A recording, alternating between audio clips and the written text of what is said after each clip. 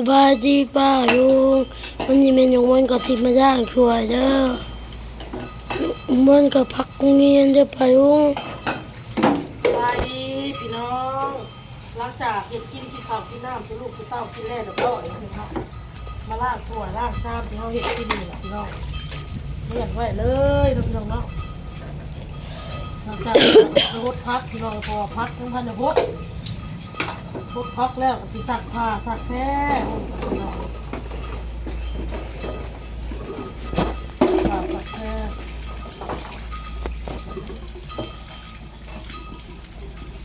ผ่าให้ลูกให้ผัวสักผ่าให้น้องบอลน้องออโต้ผ่าเต้พี่น้องลืมบอกนะลืมบอก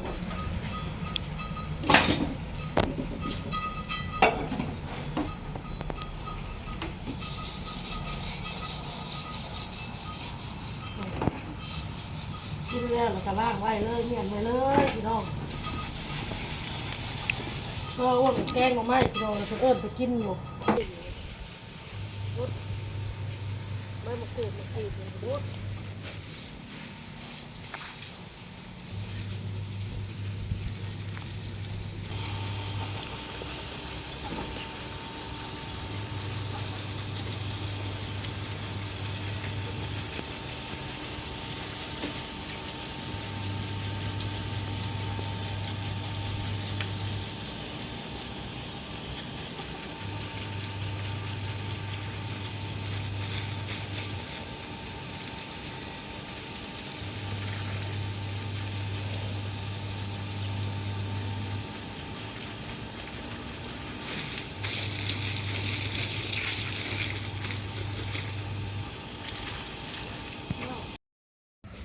ตุ๊จ้า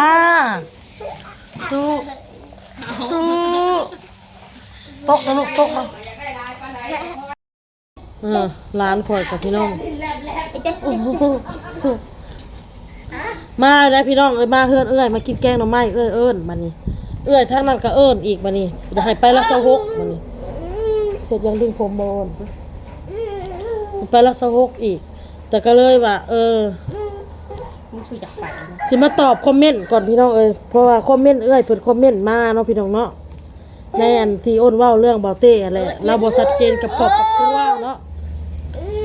เราบ่ชัดเจนน้ำครอบน้ำครัวแหละอ้นก็เลยเว้าจมไปในคลิปนั่นแหละมันเฮ็ดถูกบ่ความหมายแบบผัวเฮ็ดแบบนี้คันว่าคิดว่าเห็นเฮาเป็นลูกเป็นเมียเป็นหยังคือบ่ชัดเจนกับลูกกับเมียแน่เนาะเพราะว่ามันแบบมันบ่ชัดเจนเนาะพี่น้องเนาะอ้นก็เลยอยากเว้าก็เลยอยากจมเพราะว่าจักสิไปเว้าสิไปจมสิระบายน้ำไผนะก็เลยเว้าออกไปในคลิปนี้ถ่ายที่ตัวเองถ่ายผัวเมียพี่น้องบ่แม่นหยังดอกมีหยังก็ต้องชัดเจนมีหยังก็ต้องเว้ากันล้มกันคุยกันเนาะพี่น้องเนาะบ่แม่นว่ากูมีเรื่องอยากเว้านะมึงอยู่แต่ว่าอ้ำอึ้งๆอยู่ในใจหั่นนะบ่เว้าออกมาเนาะคือบ่เต้เขาเราได้เบิ่งคลิปเมียบ่หรือว่าเรามีเวลาเบิ่งหรือว่าเราบ่มีเวลาเบิ่งก็แล้วแต่พี่น้อง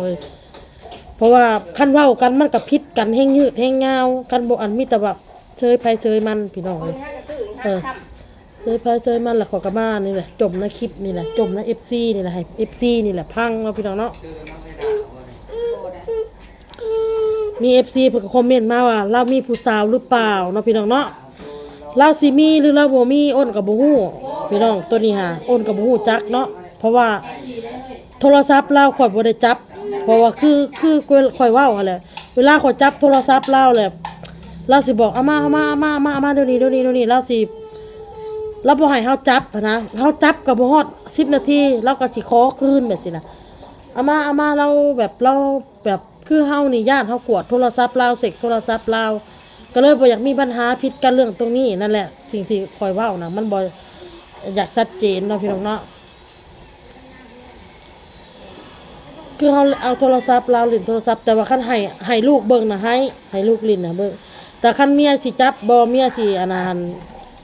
จับบ่ฮอด10นาทีดอกเนาะพี่น้องเนาะเบิ่งบ่ฮอด10นาทีแล้วก็สิว่าเอามาอันนี้เอาตัวนี้ไปเอามาแล้วก็สิหรือว่ามาญาติมาดึงเอาน้ำเฮาไปโลดคันว่าเราสิมีไม่นะมีผู้แสบผู้สาว อ้นน่ะเป็นคนนั่นแฟร์ๆแล้วก็ง่ายอยู่แล้วพี่น้องมีหยังก็เว้ากัน บอกข่อยตรงๆบอกข่อยดีๆข่อยมักแบบนี้ข่อยน่ะบ่ว่าแต่ลาวพี่น้องข่อยคือกันเนาะพี่น้องเนาะข่อยคือกันถ้าสมมุติว่าข่อยมีอันผู้บ่าวผู้แพ้วเนาะข่อยก็สิบอกคือกันว่าข่อยหมดหักแต่เรื่องคนเฮามันบ่มักบ่หักกันแล้วมันก็บอกกันพี่น้องมันบ่มีหยังเสียหายดอกบ่เป็นหยังดอกเนาะพี่น้องเนาะแล้วก็มี FC เพิ่นเขาเว้าว่าเอาให้เอาเพิ่นว่าให้เอาไปโลดให้ทางเขาดูแลเอาไม่เอาไปแต่ตอนนี้เลยไม่อยากให้เมียตีเมียสอนลูกแบบเปล่าเต้เสียคน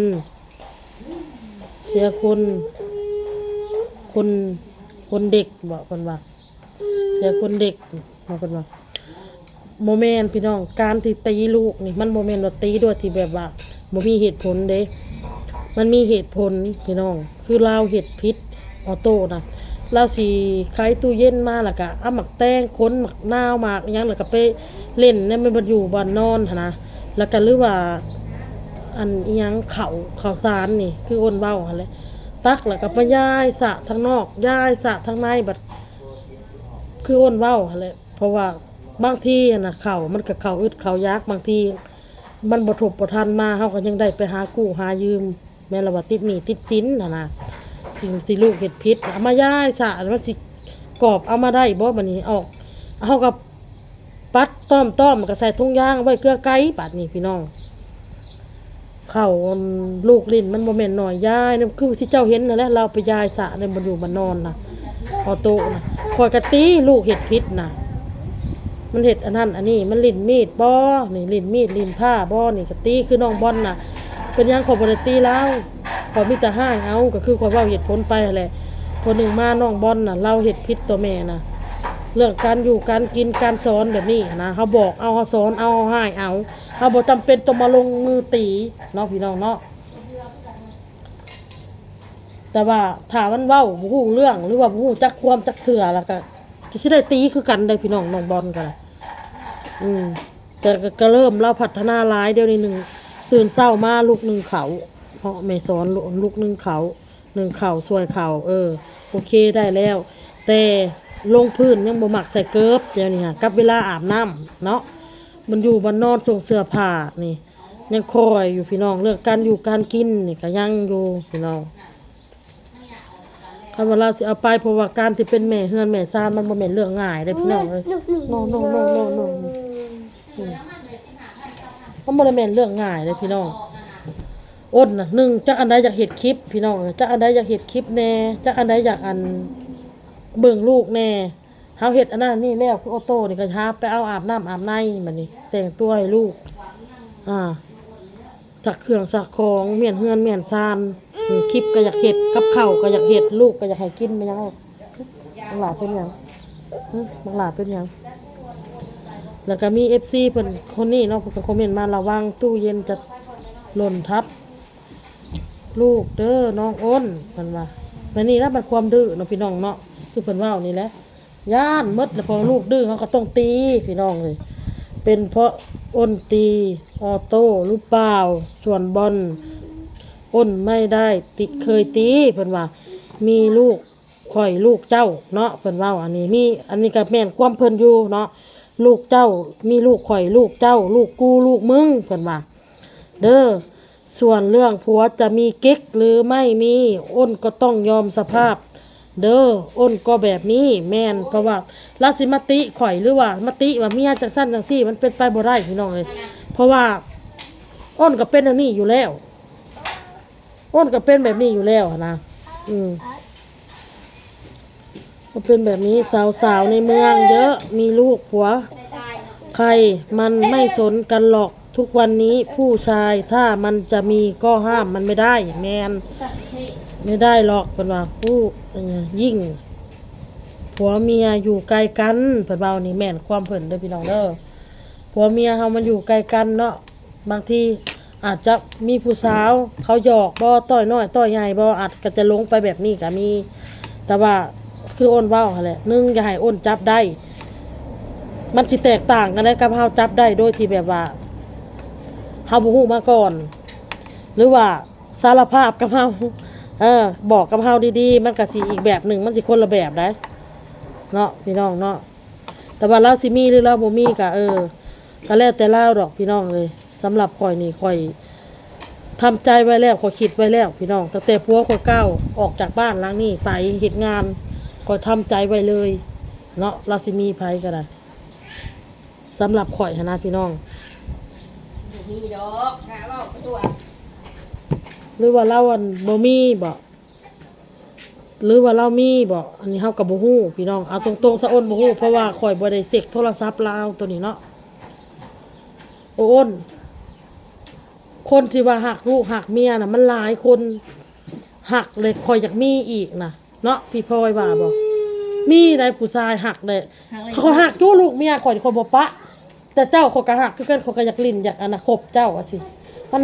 มีหลายรูปแบบเนาะคนเฮาพี่น้อง ถามเบิ่งขอสัมภาษณ์คิดแน่ได้ติไม่เมียอยู่แล้วรักล่มผู้ชายนี่คิดแน่ได้จะไปสัมภาษณ์นั่นจ้ะ ความสุขบ่หรือว่าในใด ลองอันใหม่อยู่ หรือว่าอยากลองอันใหม่บ่ เจ้าก็สัมภาษณ์เลยมาคิดเราให้สัมภาษณ์แน่ว่าสิ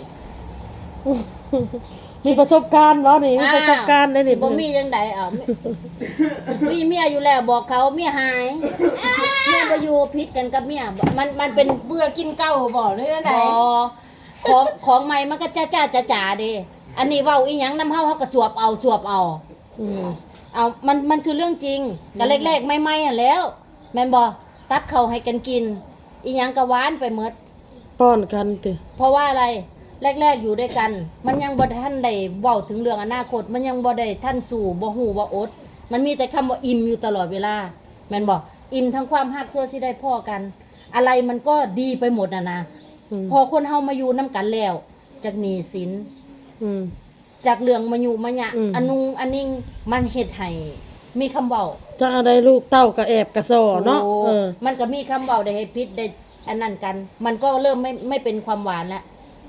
คมแล้วบัดนี้ เป็นหยัง อืม คนเขาถึงฝังใจรักแรกเพราะอีหยังก็มันหวานไปเบิดมันบ่ได้มีความคิดสิสร้างสิแปลงเนาะมันบ่มีหนี้สินมันบ่มีภาระรวมกัน มันก็หวานแล้วมีแต่เที่ยวก็เกี่ยวอยู่กันตลอดถูกต้องบ่มันมีแต่คำหวานๆกว่าจะได้มาเจอกันป้าชั่วโมงนึงมันคือน้อยแท้ติส่วนสิได้รักมาพอกันเนาะพออยู่นํกันนี่ มันก็ พอได้อยู่นํกันอีหลีแล้ว มันคือบ่คืออันตอนที่ว่าอยากอยู่นํกันวะเนาะ มีแบบนั้นอีกเลยเนาะ อ้าวมันเป็นเรื่องธรรมชาติกระฉันเขาสิมีเมียหน่อยผัวหน่อยคือกัก ถามว่าผัวเฮ็ดแบบนั้นน่ะเสียใจบ่มันก็ต้องมีอยู่แล้วเสียใจอยู่แล้วผัวเฮาเฮ็ดแบบนั้น แต่เฮาคือเว้าคือเอ้ยเพิ่นเว้าเมื่อกี้เนี่ยมันห้ามเขาบ่ได้เพิ่นว่า ถ้ามันจะเกิดขึ้นก็ให้มันเกิดเนาะเอ้ยเนาะที่เพิ่นคอมเมนต์มานะ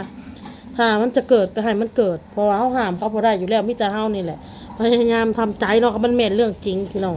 บ่เป็น ถ้ามันแม่นเรื่องจริง แต่บางคนเขาก็ว่ามีลูกเป็นโซ่ทองคล้องใจข่อยว่าบ่แม่นติลูกนี่เอี่ยว โซขาด ใจฮู้แล้วว่าอีแนนน่ะโอน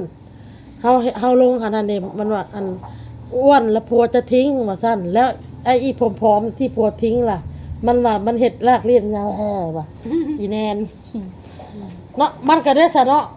หุ่นบ้างห่างน้อยว่าเพื่อนผัวก็ยังปะยังถิ่มมัน สู่ มันก็เป็นแม่เลี้ยงเดียวคือกันหมู่นี่แหละเหตุงานนำกันคาตะกี้พี่พลอย เอากันนั่นมันบ่ได้เกี่ยวเด้ก็คือผ้าขนหนูคือเสื้อผ้าล่ะเฮาไปเห็นโตใหม่โอ้ยจะแม่นงามแท้เด้แม่นบ่ทางที่พ่อซื้อมาแล้วบ่ได้ใส่ดีใส่อุ่นทออันเก่าของเฮาได้ซ้ำไปผ้าขนหนูซื้อมาใหม่ๆเป็นจังไดเสร็จก็บ่ได้ซับน้ำติดเป็นขนแม่นบ่แต่ว่าเฮามักเด้มันสีสดใสเด้ มันงามเนาะ มันงามเด้ มันอันใหม่แน่ มันใหม่เด้ทางที่เฮาก็มีเสร็จดีสิตายเฮาก็อยากได้เนาะ นั่นแหละที่เว้านี่ มัน ครับ คือ สมมุติว่าลองเฮาดูสักพี่พลอยลองเฮาลองไปอันเฮ็ดแบบนั้นดูไปนั่งกินเหล้ากินเบียร์ไป แบบอันนี้คันว่าเพิ่นเฮามากินเหล้ากินเบียร์เฮือนเอื้อยเฮาก็เสร็จออกเสร็จบอก หรือว่าส่งข้อความบอกว่าเขามาลิ้นพาลูกมาลิ้นเฮือนป้าอ้นเด้อมีแขกมามีแขกเรามาแขกเราเลี้ยง เอา เลี้ยงปันหมูหันเลี้ยงปลา กินเบียร์อยู่เฮือนเอื้อยนี่แหละเฮือนป้านี่แหละเขาบอกนะเฮาชัดเจนได้ ความคิด เฮาบ่ได้ไปนอกลู่นอกทางหรือว่าเฮาอยากไปเล่นข้างนอกกับเอื้อยขอยไปเด้อก็บอกว่าไปได้แม่เฮาก็ไปผัวให้ไปคันผัวบ่ให้ไปเฮาก็บ่แม่นดอกสิว่าห้าวดองๆอยากไปนะไปโลดผัวให้ไปเฮาก็ไปพี่น้องเอ้ยผัวบ่ให้ไปเฮาก็บ่ไปเฮาก็อยู่ในกรอบในอันกรอบครอบครัวบ่แม่นว่าสิอยู่นอกกรอบนั่นจมเรื่องผัวอีกแล้วเรื่องนี้พี่น้องบ่แม่นพี่น้องเอ้ยแต่ว่าข่อยหันบ่ได้เว้าได้ล่มกับลาวได้พี่น้องบ่อยากเว้าพี่น้องคันเว้าแล้วมันสิผิดกันแล้วก็บ่อยากให้ลูกมารับรู้หรือว่าพ่อแม่ผิดกันเสียงโวกเวกโวกเวกหั้นนะก็มันนี่เงียบไว้ดีที่สุดพี่น้องแล้วก็มาเว้าในมันในคลิปเอาบัด เอาพี่น้องลาละคลิปนี้ก็ได้พอกันคลิปหน้าเด้อสบายดีพี่น้อง